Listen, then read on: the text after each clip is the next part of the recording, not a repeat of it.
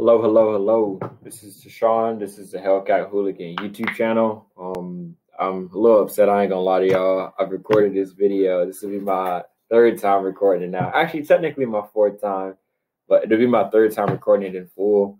First time the video, I recorded it and my computer crashed, so I lost all the footage. Those of you that do YouTube know that hurt of just losing the footage. It just blanked out.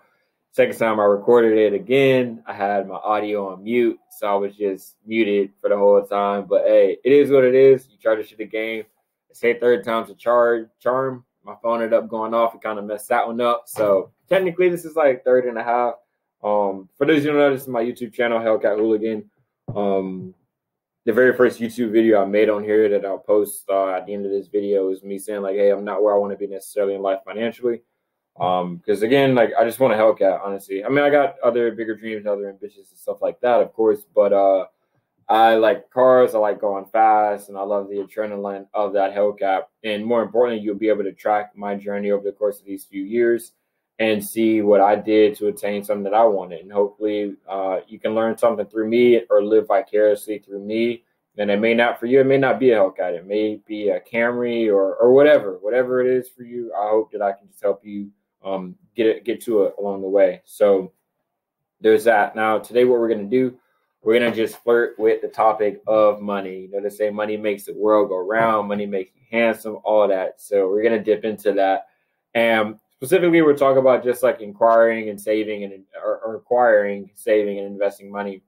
I'll be the first to say this isn't a video where I'm going to teach you how to make $5 grand in 20 minutes. That's not what I do.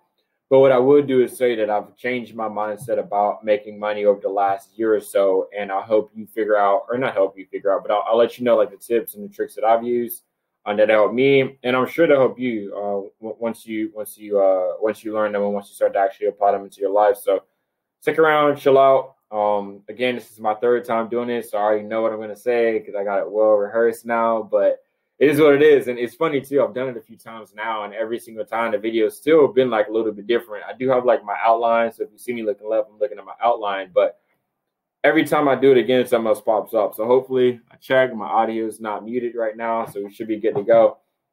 Now what we do, we'll just dip into this. So there's certain stigmas behind when people talk about money. They always feel like it's rude to talk about money, even in the workplace too. They think it's rude to figure out like, you know, how much this person makes or how much that person makes. And I think what's funny is you'll see even in the workplace, it's like, okay, I'm sure everyone listening to this, you can relate. You know, you got probably about 2 or 3 people that you work with, and you know you do way more work than them. You know what I'm saying? But somehow you still get paid less than them, and you think it's a bunch of bull. But it's kind of the tactics that a lot of these business owners have employed to kind of shush you from talking about money. You know what I'm saying? Because they feel that it's rude, and once you start to actually challenge them on that, you'll figure out that you could be making a lot more money in your company than you think.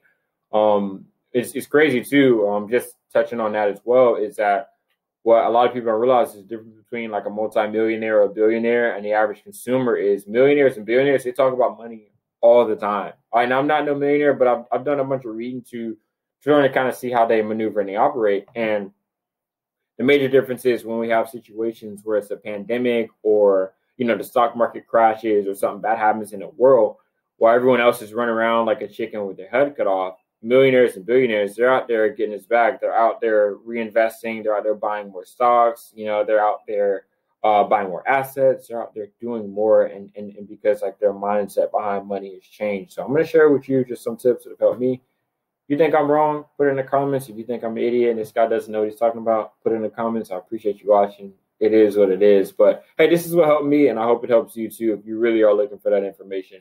So the very first thing is like the whole point of this whole YouTube episode would be is what I'm doing today helping me get closer towards financial freedom. Now, for you, your financial freedom may be something different. For me, honestly, I mentioned the Hellcat, but I want to get to a point in my life where, hey, I wake up when I wake up. If I want to go to Spain, I can go to Spain.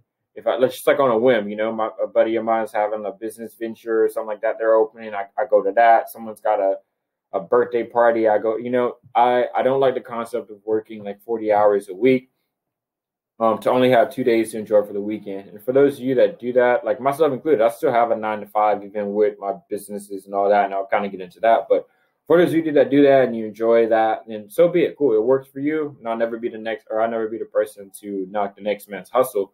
But for me, I want to be in a position in my life where I can employ my friends, employ my families, work for either companies or businesses that I've started or ventures that I've endured or stuff that I've invested in. You know, I want to be able to invest in other people's businesses and help them get to where they want to be in life. Because again, like, you know, they say the cup runneth over. And when you do start investing and part in other people's lives, it does come back to you. And it's good to see other people have dreams and they live out their dreams. And so if you follow me on Facebook, you'll see I share everyone's stuff. You know, if I think it's cool, I'm going to share it, whether you like my post, whether you bought from me, whether, you know, like if I think it's cool, I'm going to share it because that's really what it is. And I want someone to share my stuff, right? And you can't really go if you're just looking at it selfishly. So if you're doing great stuff, add me on Facebook. I'll share it if I like it, you know, so be it.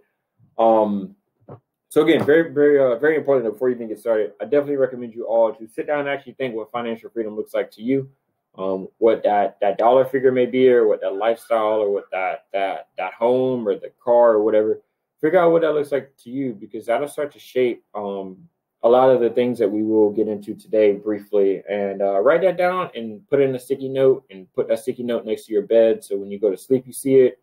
When you wake up, you see it. When you're plugging in your phone, you see it. Just do it so that it's like always on your mind, right?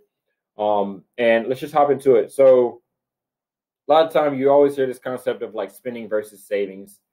And I will say that this is like a concept that I've kind of been playing around with a little bit more, where like, hey, you cannot understate, like, you cannot overstate the importance of saving, you know, like, you know, that you have like the rainy day fund, or, you know, your car or whatever. Even in the pandemic, right? A lot of people were put in a situation where they didn't really have any backup. So saving is definitely important. And I feel like I've learned over the last few years that it's not even necessarily saving versus spending, it's saving versus investing, right? And I think that, hey, you can take $500 today. It's 2021. You can take $500 and you can just save it. You can take it out of your bank account and just put it where it's like, hey, if I need $500, I got $500. But hey, that $500 in 10 years time, 15 years time, 20, 30, 40, 50 years time, the $500 isn't going to be the same. So I think when it comes to just making money with no money, I think you got to kind of leverage it a little, to a degree, right? Like, definitely save some, but definitely try and invest more. And investing doesn't even necessarily have to be in the stock market. You can invest in yourself. So everything I'm wearing now, like I said, I have a business, or one of my businesses I build websites.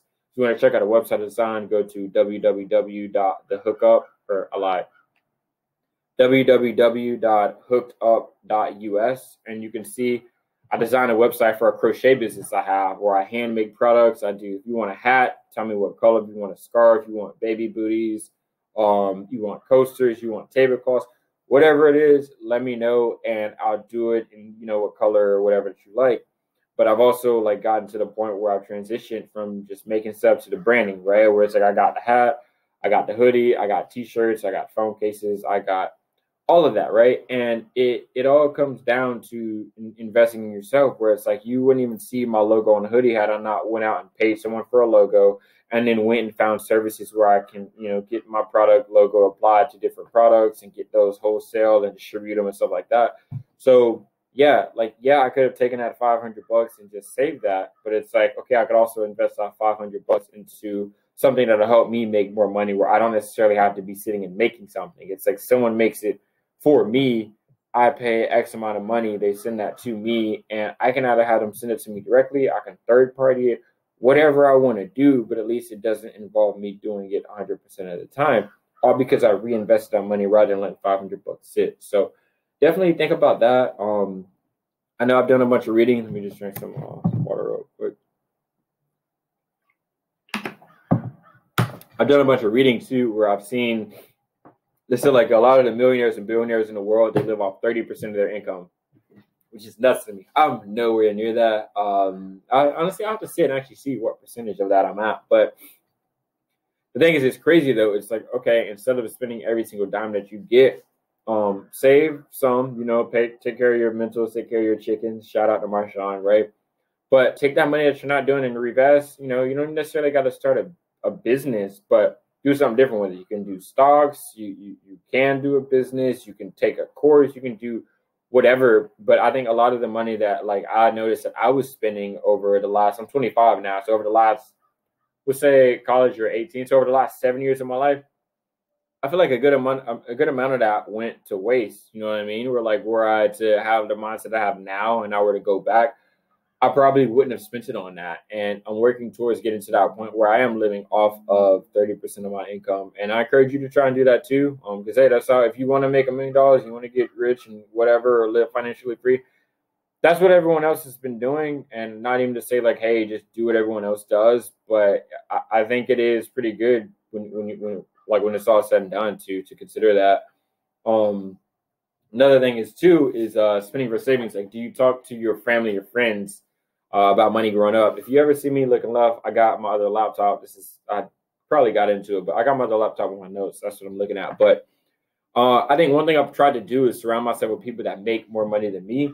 Not even because I want to be able to be like, oh, I have all these rich friends and yada, yada, yada. But there are things that they've done, and these are people that have like made more money than me, and they may be older than me, they may be younger than me, they may be the same age as me, but they're doing something different that I didn't do. And I try to sit and learn from them how I can better, navigate my life and maneuver and operate. And I think what's even crazier about it is a lot of these people, even a lot of you, let's say you don't necessarily have like the friend group that's like that, or you don't see how you can get yourself into that friend group. A lot of you do have a lot of family members that may be well off or something like that. And I think the biggest lesson I've learned is that, like, hey, even if it's someone that you know or someone that you don't know, even the other day, I sent a message to someone on Facebook that I haven't talked to since middle school. And even in middle school, me and this guy, we weren't really friends. We just kind of knew each other. Like we had a couple of classes, whatever, right? But I was like, hey, what do you do? Once you stick your neck out and you show people that, like, hey, I'm kind of interested, I'm kind of learning, and you also bring something to the table, do some research, do some digging, have something to talk about. Don't just hit people up wasting their time. Once they see that, they'll be like, okay, yeah, well, I see Sean kind of hit me up. Sean's about this, that, and the third. I may not necessarily even be able to help him. I can give him what information I know, right? But I may have a buddy I can introduce him to, right? That may be more in his realm. All about that networking, man. Like, a lot of like, hey, it's never necessarily about like what you know or how much money you have or what degrees you have. It's all about who you know. It's how opportunity happens. So don't be afraid to like stick your neck out there and DM someone like, hey, I see that you're kind of doing what I'm trying to do. What'd you do to get started? How can I learn? What steps should I take? And that'll pay off for you in the end. Definitely stick your neck out there. That's one thing I try and do every day of my life. There's so much that I don't know, and I want to say thank you to all my family and my friends and even strangers too that I've talked to about all sorts of things that have opened my eyes and opened the doors to things that I probably would have never even searched had I not had that conversation. So definitely do that. And here's what I'll do. Okay, you can literally get like this next little segment out, right? You can hear it out and you can stop the video and you only got to watch the rest of it. Cool, because it's like, hey, the views and the ad and all that, screw it. Check this. Here's what you do. I hear people say all the time, like, okay, I can't invest because I don't have any money, and how much should I have set aside, and yada, yada, yada, and just excuse after excuse after excuse after excuse. And what I say to them is, okay, I have a little bit over 4 figures in the market, right?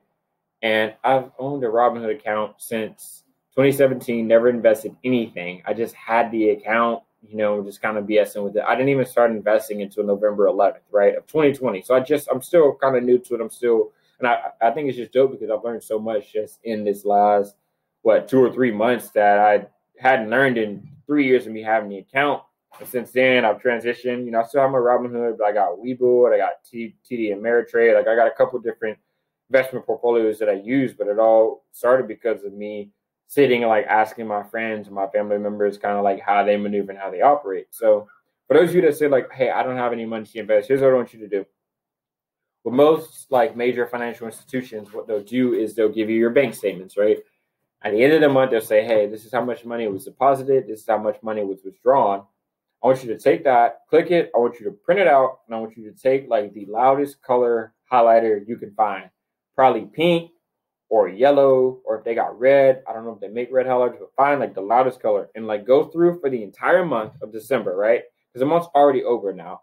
Go through and highlight everything that you bought that was just some BS. Everything that you bought were like where you look back and you say like, okay, I probably wouldn't have bought that. Because I was talking to a friend of mine and she was like, oh yeah, I don't have money to do this and invest and buy stocks and all that. And we're sitting there having drinks, and it's like, hey, and I asked her, I was like, well, what, like, how much have you spent on drinks so far? She's like, oh yeah, I spent like 20, $30. It's like, you can literally take that $30, buy a stock. And people say all the time, well, the stock market's scary and you can lose money and yada, yada, yada. And you very well can. Honestly, you very well can. But I think the difference is between like my mindset with it now and before, because even I was one of those people where I didn't really know much about it until I started doing some research and using YouTube and like reading and stuff like that. Is that okay?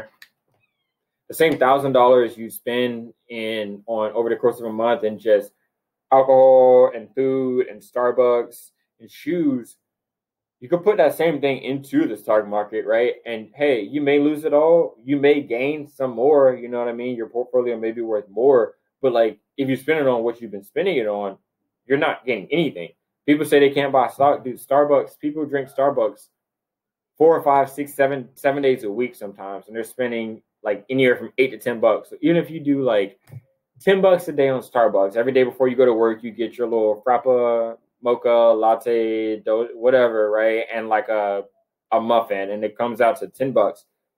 That's $50 a week, right? That's $200 a month that you're spending just on Starbucks, dude. Starbucks is trading at $100 a share. You can buy one share of Starbucks, and at least when you're spending your money with the company, you're also getting a cut of the proceeds through dividends, or not proceeds, but you're also getting a cut of the profits through dividends. And like you own something in it. And Starbucks is a pretty good company. I don't really foresee Starbucks going out of business or anything in the near future. And again, if you're spending money on it every day, like why not? Like that's like the best advice I've tried to give people that I've learned. It's like, why not own shares of a company that you spend your money on anyway? If you like Nike, why don't you own shares of Nike? If you like Jordan, if you like Mercedes-Benz, if you like Target, like why not invest it? And like when that company does well, like your value, you're an asset to the company, right? Your value increases as well as an asset. And then again, they pay you dividends. So definitely do that. And the way that you can start doing that is by literally printing it out for December, look through and highlight and add it up, and then go back and print it out for November, look through, add it up. What's before November? September, October. So October and then September and August and July. Add it up all the way back through January of last year, right?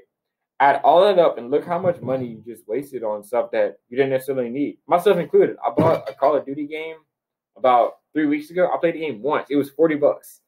And like, were I to go back to that same day, I probably would have bought it. Like, because I just, I try to like use my time more effectively to either learn or read or whatever. And when I catch myself about to buy something stupid, I try to just stop myself and just buy stock. You know what I mean? And it's like, hey, I think the biggest thing about the stock market that I've learned, just even in like the 3 months that I've learned, and again, I'm no stock market guru or nothing like that, is that while you may not necessarily see the gains in the immediate, you do see the exponential gains, and it all increases exponentially, even with your dividends payments and even with your network value, or your portfolio value. So definitely keep that in mind. And after you've done that challenge of printing out just December, but I definitely encourage you to go back and do that. After you've done just December,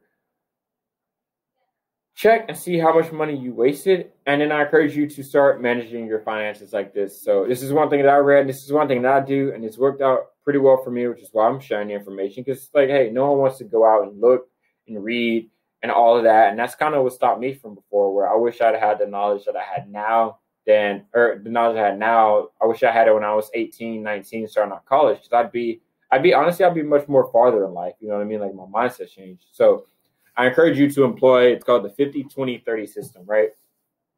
Where 50% of your money goes to necessary expenses, rent, utilities, electric, your car payment, your car insurance, stuff like you got to have, even, your phone bill, stuff that you got to have out, right? 20% goes into savings. Now that can either be through like investing. It could be you putting like a little piggy bank fund thing for whatever, just something, just start saving something, right? And then 30% goes towards flexible spending, like groceries, gas, the night out, like eating out, whatever. It's like, okay, granted, now if you could flip that and do 30% savings, right, and 20% night out, cool, so be it. But you got to start somewhere, and eventually it does become easier, right? I'm realistic. I'm not gonna sit there and act like I don't enjoy like a night out with friends where we go and we just have a bunch of fun, whatever. Because I do. So you got to do that. We're humans. Like I enjoy having fun and hanging out with my friends. But again, once you start to change like that mindset, though, it does help you a lot. And I think one thing that it benefits from is okay. Once you start to hang on, excuse me, I'm sorry. Once you do start to kind of like look at your money and just see like where you're spending your money from, let's say when you have an emergency fund, you should save between 3 to 6 months, right? Personally, I don't have 3 to 6 months saved just yet, and that's an opportunity in an area for growth for me, but I understand that. But again, once you do that December challenge, you'll notice that like, hey, I probably could have had a month and a half saved just through December had I not bought this, and that, right? So definitely do that. Another thing I've used is this app. It's called the Digit app. I'll post a link in the description of this video. With my link, when you sign up, you'll get $5 just for signing up.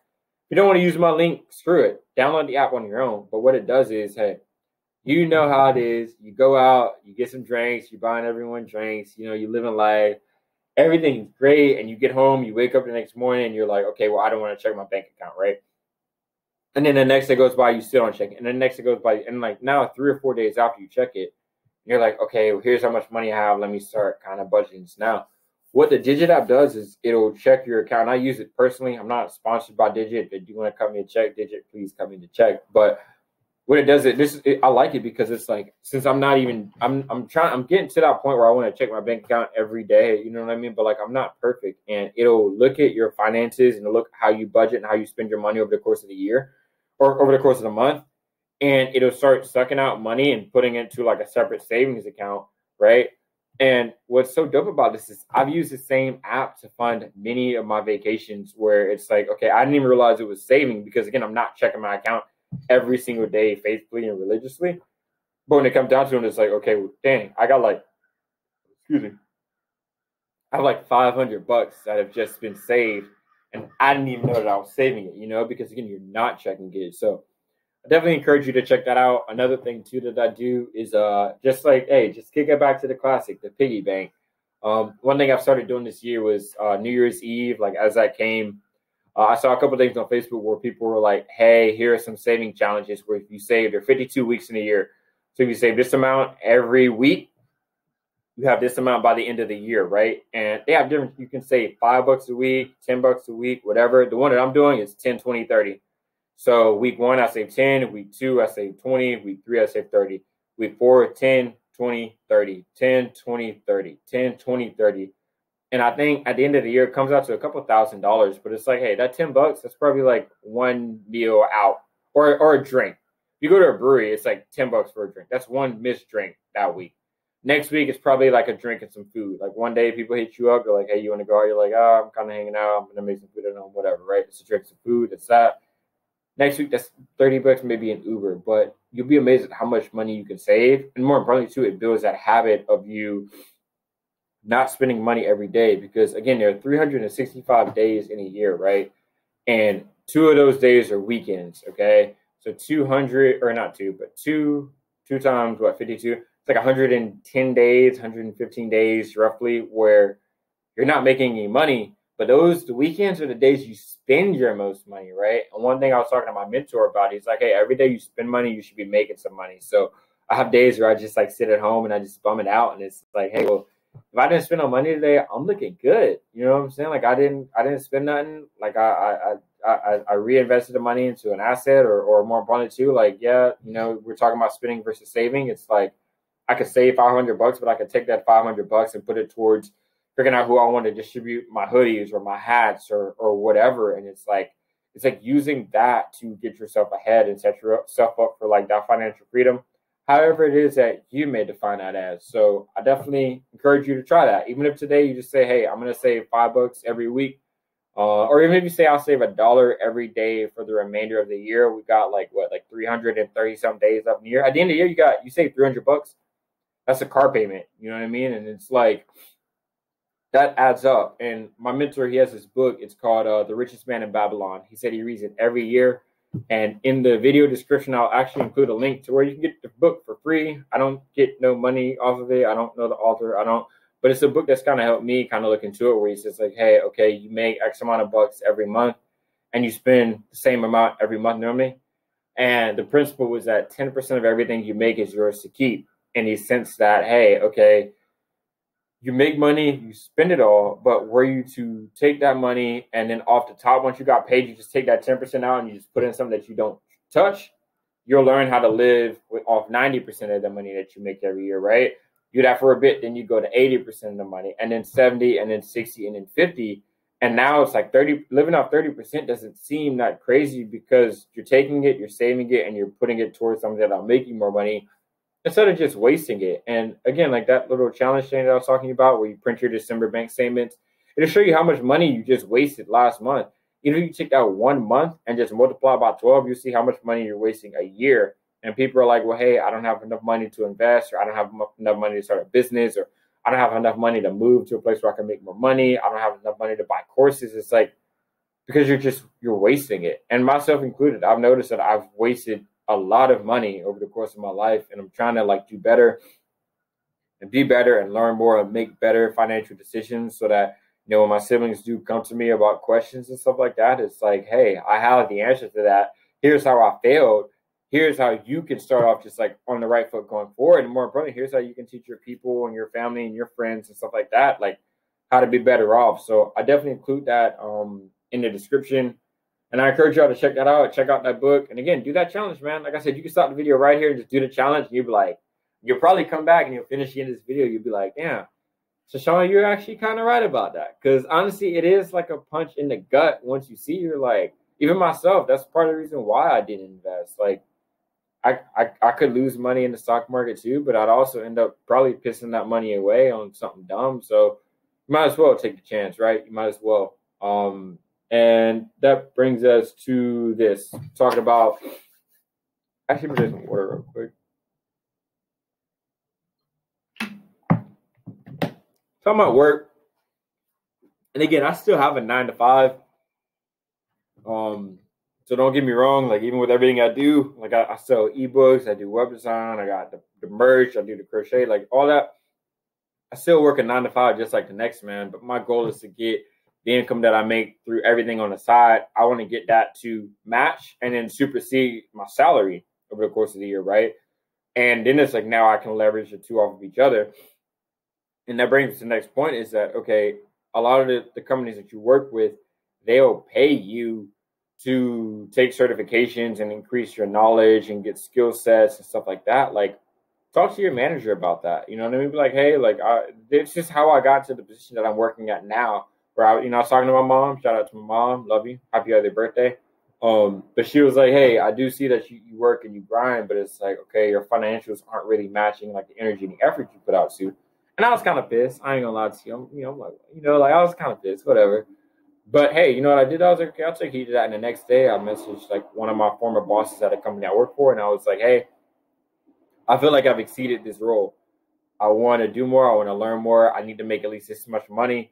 What do I need to do? Who do I need to talk to? And sure enough, she pulled some strings. She talked to some people, and she said, okay, hey, here's who you can talk to in the company, yada, yada, yada. The next day, I had an interview set up, did an interview, smashed the interview. Next day after that, they're like, hey, we're going to offer you the job, yada, yada, yada. And it's like, because I decided to level up and invest more in myself. And a lot of these companies too, here's the thing is they'll have like state exams too that you can take. I work in insurance. So they have, and that's one thing I had to do. I had to get a state exam where like, hey, like either you pass it or you fail it. You know what I mean? There's no, like I said, the first week of me in the position I'm in now, my boss was like, hey, you got a week to do this. We need to do it in a week. And I'm like, damn, okay, like, all right, but sink or swim, right? And it's more expensive for a company to onboard a new employee than it is for them to hire someone from within and elevate someone from within. And more importantly, too, after they pay the money, right? Because a lot of these companies they'll pay money for you to get that certification. After they pay that and you get it and you pass, they don't want you to just walk. And I try to find certifications in my company that are beneficial to me. Just throughout the state of Florida where I live, right? Because it's like, okay, now you have that leverage to a degree where it's like, okay, well, I got this, I got that, I did this, and you go to apply to a new job, and you're like, hey, here's kind of what I bring to the table. Here's certifications and degrees and stuff like that that I already have. Here's what I was making before. I never necessarily tell them what I was making before outright, but I normally have that in mind. I'm like, hey, when I go tell them, like, hey, I'm applying for this job, and they say, like, hey, how much salary do you want? I say, hey, this is what I want based off of what I've done and based off of my experience. And you kind of got some leverage. And again, too, it bounces back on your job because they'll be like, well, we already paid the money for XYZ person to be onboarded and to take this training. We don't want to just lose them and then have to hire a brand new person. And now you can leverage it too and make some more money. So definitely try and learn something new in your company. And more importantly, too, if you're in a company where you feel like you're not in a position where you can grow in it, lead a damn company, man. I worked at Walgreens for about 5 years of my life, mostly through college, and I worked front cash register, and then I moved to the floor position, and then I moved to photo, and then I went to lead photo technician, and then I went from photo technician to a pharmacy tech, and I got certified through the pharmacy, through the PTCB, so I could work in a pharmacy anywhere in the state of Florida, right? And I got to the point where I was like, I feel like I've eclipsed everything I can do with this company, right? And, you know, they weren't really working with me with my schedule and with my hours and yada, yada, yada. And I just kind of told like the assistant manager, I was like, hey, this is kind of my schedule. And I told you this before. If we can't do it, let me know. I'll put in my 2 weeks. And she was like, hey, effective immediately. You don't have any more shifts. This will be your last day. I was like, damn. And I think it's like I put 5 years into it. You know what I mean? I was like, I feel like it would have been like a lot more, a lot more play with it where it's like, okay, we're trying to work.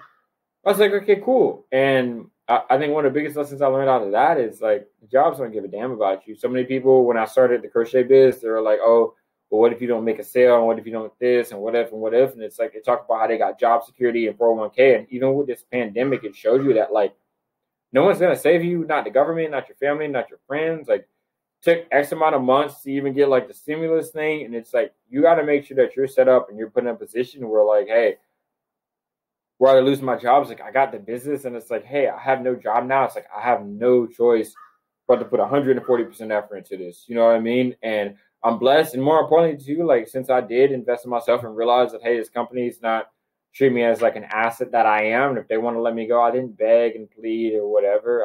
Honestly, I was gonna walk out that same day, but the manager I was working with that night, she was cool, and I didn't want to just leave her by herself in the store. So whatever, but I'm in a better place now, and I'd probably would have still been there had I not just kind of invested in myself. So definitely invest in yourself. Definitely talk to your managers and supervisors and let them know, like, hey, you want to move forward. And if they're not providing opportunities for you like that, hey, look at your resume, redo your resume, pay someone at Fiverr to kind of clean up your whatever, and just start applying and applying and applying and applying and give yourself a plan B. You know what I'm saying? Like, don't just be so tied into it. Because I've seen so many people that have worked at Walgreens even when I started. They were above me when I started, and I like surpassed them and quit making more money than they did. And they've been there for 10, 20, 15 years. And it's like people get complacent. Complacency is like your worst enemy. Your worst enemy. And I think I made the most money that I made when I wasn't complacent, when I rolled the dice and said, hey, I'll put it on a hoodie, I'll put it on this, I'll put it on the case. Like that's when I made my most money. Like, don't be complacent in it. Try it, invest in yourself, believe in yourself. Next point, and I'll hit these two real quick because these vary from time to time, or not from time to time, but these vary based off of your employer. But a lot of employers will have a 401k, right? For those who don't know, 401k is a retirement plan. It's offered by your employer that'll take like a percentage of your paycheck, and they will put it aside, or they'll take it out and they'll invest it in stocks and bonds and stuff like that, and they'll shoot you a kickback for it, and they'll use the capital and the money that they gain to help their business and yada, yada, yada, yada. A lot of these companies will also still match every dollar you contribute to it to a percentage, though. So they'll be like, hey, we'll match everything you contribute up to 8% or 10% or 12% or whatever. So, and they'll take it like it's a payroll deduction. So they'll take it before the direct deposit even hits your account. So you don't even see it. And it's just like building in the background. That's why I said I like the Digit app. I like the Digit app because it's another app that builds in the background. I don't necessarily have to do anything for it. So again, I won't get into that too deeply because again, that does vary based off the company that you're working for. But I definitely encourage you to talk to your HR rep about it because that's what HR does. And more importantly, like they love talking about that sort of thing. So talk to them about it. Another thing they have is like IRA. It's an individual retirement account. It's kind of like 401k where they'll invest the money into stocks and bonds and stuff like that. But the way they differ is that they have a limit of contribution to like, I think it's like $6,000 for the year, but I'm pretty sure it's like tax free. So not gonna get into that. That's a whole different can of worms that I'm really not trying to open today. But definitely talk to your HR people about that. And if you're in a company that doesn't do that just yet, find a company that does, expand, learn more, learn skill, do something different. You know what I mean? Do something different. That's probably the best advice I can give y'all. And honestly, I'm giving y'all that advice because that's what's worked for me. You know what I mean? Like even before the pandemic, like I said, I left Walgreens and I started working for the job I'm working with now. And I decided like, oh, that's another thing I'll give y'all. Move outside of like your home city, man. Like your home city, and there's so much the world has to offer you, and so many people get stuck in like this box where they're just on a loop and they're hanging out with the same friends and they're doing the same thing and they're drinking the same weekend, they're going to the same bars, and like, hey, that may be the life you want to live, and by all means, I'm not the one to tell you how to live your life, do that. But I think for me, I realized like I feel like I've done everything that I could have done in the city that I grew up in, and I ended up telling my boss after 8 months of working with the company, and I love the company, and I'm still working for the company currently. I told her, I was like, hey, I'm gonna move. I'm putting in my 2 weeks. I, give her a nice note. I talked to her, whatever, and she's like, hey, well, we'll see if we can put in something to have you work remote. And this was back in 2019 before the pandemic, and everyone's working remote now. Put it in, gave me a stipend to move, gave me a stipend for, my desk and my chair and the monitors and the whole shebang. And I'm like, well, damn, had I not even like rolled the dice to try and like move out of the city that I was in, I'd probably still be in the same city. And it just came down to me like believing in myself and saying like, hey, I know what I bring to the table. I feel like I can go and do that in another city, and I don't necessarily want to be in the same city that I'm in. And I thank God that it worked out. And I encourage y'all to do that too, man. Like definitely you have a lot of resources with you in the company, and talk to people, share a smile, like laugh, like whatever, sell it. If you got to sell it, they say fake it till you make it, like do it because it'll pay off for you. And I've been working remote for the last 2 or so years now, and what I think one of the joys of working from home is like I can still do what I need to do for work, but I can still do what I need to do for my business too. You know what I mean? I'm not like tied to going to an office. So, and that all started because I decided to take a chance and move. Had I not done that, I would still be in the office. Granted, they did eventually transition to a remote, but like I said, I was in Clearwater Beach for a year, and like now I'm in St. Pete, Florida. Hey, go Bucks, even though they're in Tampa, but now I'm in St. Pete, and I love it. And I really wouldn't be in that position had I not just kind of rolled the dice. So I'll close it out. It's kind of gone a little bit longer, and it's crazy. This is like my third time running it now, and it's still as long as it was the very first time I ran it. And again, I've still talked about things that I didn't necessarily even hit on, like when I originally recorded or even the second time. But I'll leave you with this. I did talk about that the December challenge thing, right? I want you guys to think about like, okay, for like the next week, it's Saturday. It's like, what did I do this week?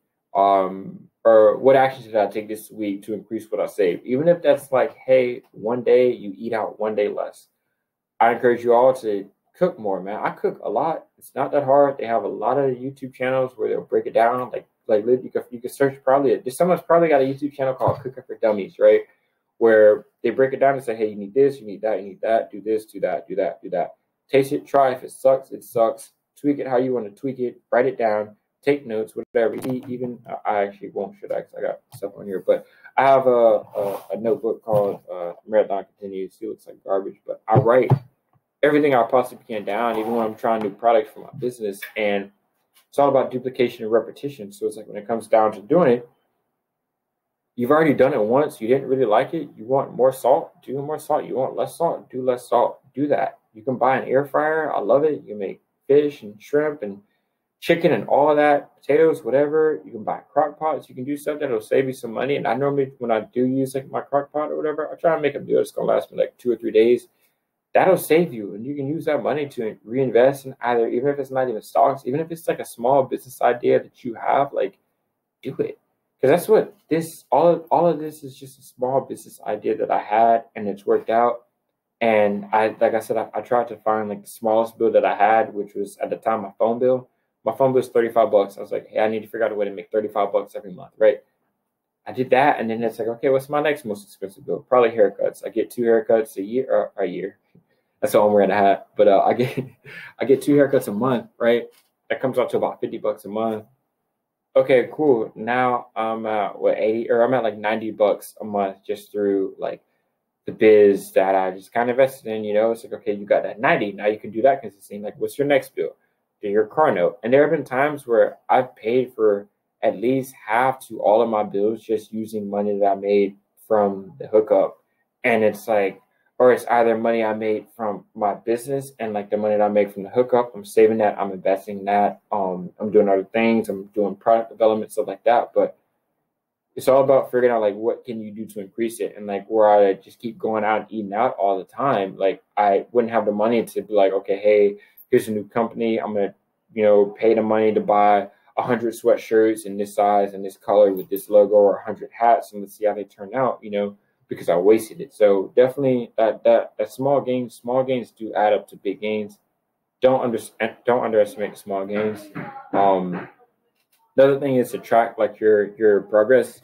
That's one thing I like about the Digit app, is that like, since I am like manually putting it too, and sometimes it's automatic, I do get to go back. I'll turn off all the notifications so it doesn't tell me like, hey, you have X amount of money saved, you got this saved. I like it where it's just like, I look at it, I'm like, something comes up and I'm like, okay, well, let's see what cash I got. And I look, I'm like, well, damn, I got $500 here. Cool, that's paid for. And it's like, I didn't even necessarily have to do anything. Because again, a lot of y'all aren't checking your bank accounts every day. And here's the thing, if you are checking your bank account every day, comment below saying I'm checking it every day. Because I know a lot of y'all are gonna be lying. Because even I've made the video, I still don't check my account every day, and I'm working on it because it sucks. But it's that commitment to it, and eventually it becomes second nature, where it's not like you don't feel it in your chest. Or like, oh, let me see how much money. You're like, okay, yeah, let's see how much money I got. How much money have I saved? And that's the shift. And the biggest thing is too, it's like, hey, it's the money that I'm spending on things that, or it's the money that I'm spending, is it being spent on things that truly matter to me? That's what that December challenge will really kind of hit home. Am I listening to the right people? Surround yourself with family and friends, and people that want to see you win, people that know more than you, people that will help you, and people that you can help as well. Definitely do that. And lastly, I just encourage you to sit and just think like, hey, where do I want to be a year from now financially? And write that down and put that on another sticky note. Put that through your bed, or put that next to your bed. Because that's another thing I think about every day of my life. Like, hey, I'm not where I want to be just yet, and I'm still not where I want to be. Still don't have that Hellcat, you know what I'm saying? I still don't have like the crib, and I'm still not financially free how I define it, you know what I'm saying? And it's like, commit to that every day. Wake up, try and win the day. That's what I'll end it on. Win the day. You're all on your phones anyway. Every time you think of something you need to do, I have a note on my phone. It's just called Win the Day, and I put like to do things that I need to do. And every day I wake up, I try to check off like 3 things that I need to do over the course of the day. And it's like, hey, you win the day, you win the week, you win the week, you win the month, you win the month, you win the year, and snowballs. And I'll leave it at that. I know this one ran kind of long, a lot longer than all of my other videos. I think my other videos have been like 2 minutes, you know what I'm saying? But I did feel like this is helpful, and I hope it helped you. And if it did, share with someone, subscribe, like, leave a comment, tag your friend, tag a cat, tag everybody. And if there's something I missed, or something you want me to talk about, definitely let me know. And, I'll do my due diligence. I'll do my digging. And I appreciate y'all. I appreciate everyone that supported me and showed me love this year. And Happy New Year, y'all. I wish y'all the best. I'm out. Peace.